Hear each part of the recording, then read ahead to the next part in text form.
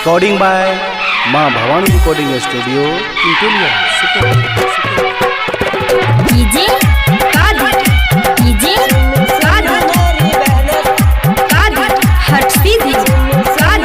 हट सीधी शंभू कुमार की धमाकेदार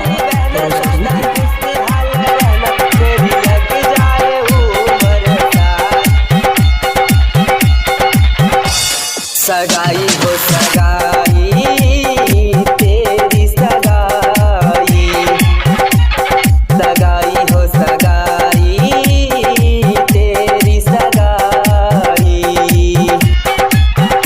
सुन सुन मेरी लग जाए उम्र सारी, सगाई हो सगाई तेरी सगाई, सगाई हो सगाई तेरी सगाई। सुन सुन मेरी बहना सदा खुशहाल रहना, मेरी लग जाए उम्र सारी, सगाई हो सगाई तेरी सगाई, तेरी सगाई। डीजे हट सीधी शंभू कुमार की धमाकेदार मेरी लग जाए उम्र सारी।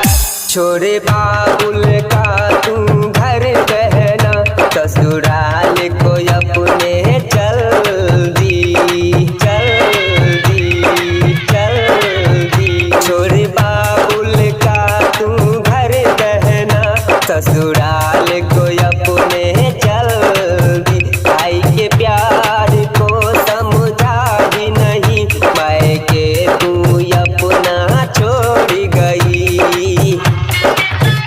सुन सुन मेरी बहना सदा खुशहाल रहना, मेरी लग जाए उम्र सारी,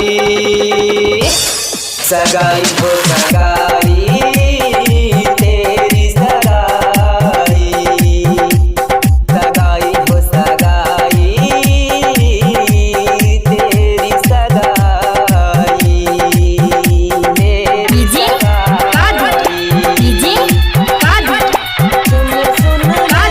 हट सीधी हट शंभू सीधी कुमार की धमाकेदार लग जाए उम्र सारी। राइटर पंकज भाई को बहन तू अपना याद रखना, याद रखना, याद रखना। पंकज यादित भाई को बहन तू अपना याद रखना। दुआ करेगा शंभू कुमार, बहना तू खुशहाल रहना। सुन सुन मेरी बहना सदा खुशहाल रहना, मेरी लग जाए उम्र सारी, सगाई हो सगाई तेरी सगाई, सगाई हो सगाई तेरी सगाई। रिकॉर्डिंग बाय प्रकाश बाबू सुपौल।